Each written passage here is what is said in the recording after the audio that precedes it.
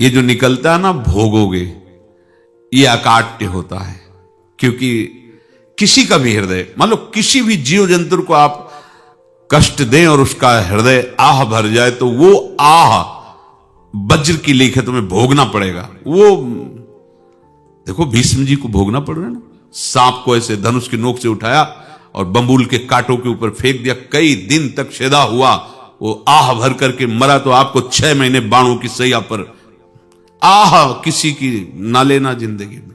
कोई ऐसा कोई आह भर करके कह दिया तुम समर्थ हो, हम तो कुछ कर नहीं सकते, और अंदर से दुखी, फिर तुम्हारी सामर्थ्य काम नहीं करेगी, मिट्टी में मिला देगी। फिर होश में, ऐसा नहीं कि आप जो कर रहे हैं कोई देख नहीं रहा, कोई हिसाब किताब नहीं, जो कर रहे हैं अवश्य में भोक्तव्यम, बहुत सावधान। अनेक जन्मों में अनेक लोगों से जो कुछ लिया दिया है, इस लेने देने को मिटा देने के बाद ही तुम मुक्त हो गए। इसीलिए एक उपाय है, लेना न देना मगन रहना। क्या? मालिक को समर्पित हो जाओ, मालिक को अपना माना हुआ समर्पित कर दो, खत्म।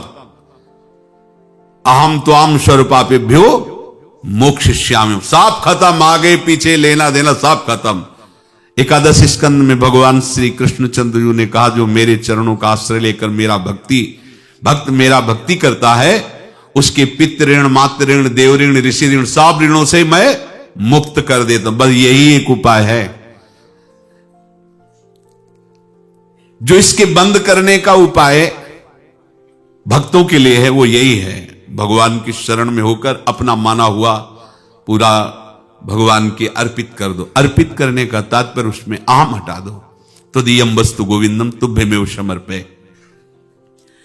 जिनसे तुमने सेवा करवाई है उनकी सेवा करनी पड़ेगी, जिनसे तुमने जो कुछ लिया है उनको देना पड़ेगा।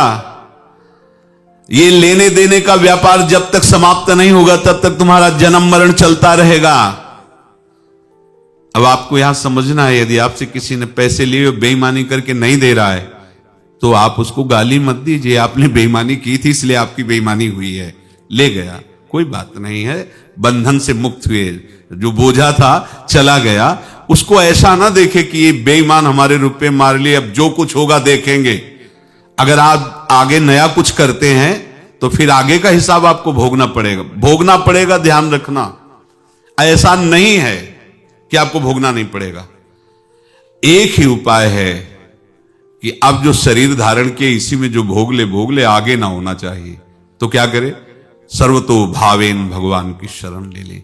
ये तो सर्वाणि कर्माणि मयि सन्न्यस्य मत्पराहा अनन्येनैव योगेन माम ध्यायन्तु उपासते तेषामहं समुद्धर्ता मृत्यु संसार से। ये बड़ा कठिन है पार होना, कोई छोटी मोटी बात है।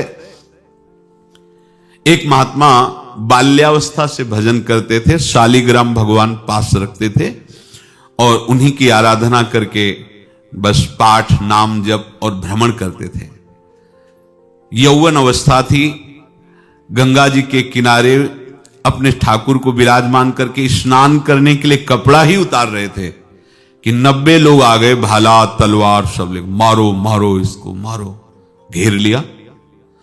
तो उन्होंने हाथ जोड़कर कहा, हमने क्या अपराध किया? कोई सुन ही नहीं रहा।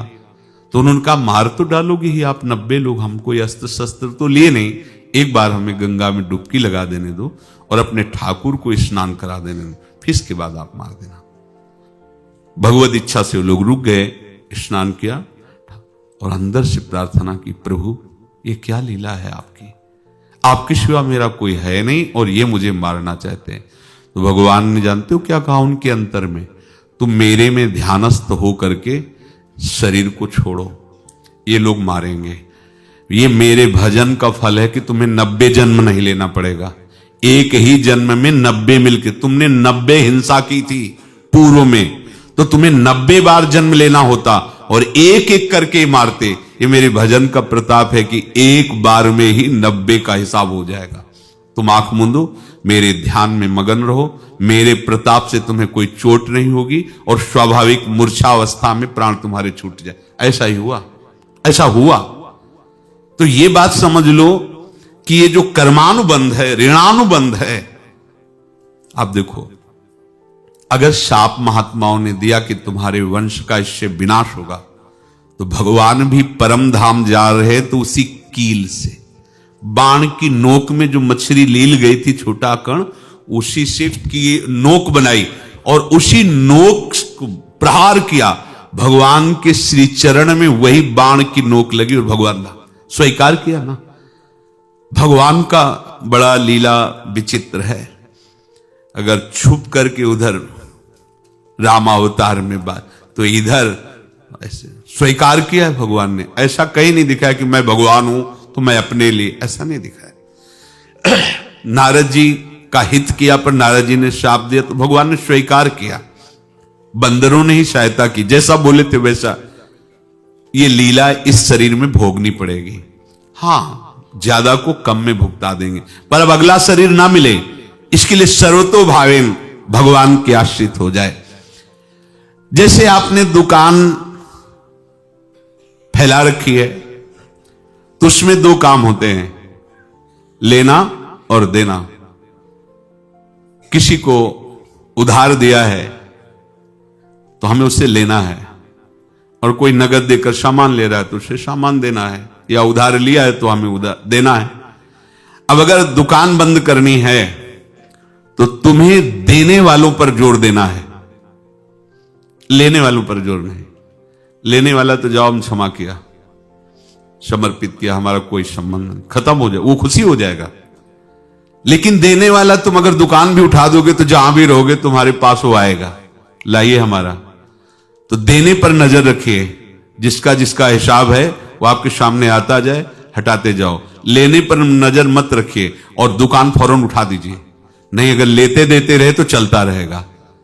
आगे चलकर कुछ लेना न देना, मगन रहना बस अपने प्रभु के चिंतन में। अब हम कैसे जाने कि किसको क्या देना है, हमें क्या पता? तो हम पूरा हिसाब जिनको पता है उनको दे देते हैं, समझ रहे हो? उनको पता है क्या लेना है क्या देना है, तो इनके पास पहुंच गए, सरकारी हिसाब से सब बराबर कर देंगे। हमको अपनी जिम्मेवारी इनकी चरणों में समर्पित कर देना है, तभी हम जीवन मुक्त होंगे। ये रहस्य की बात है।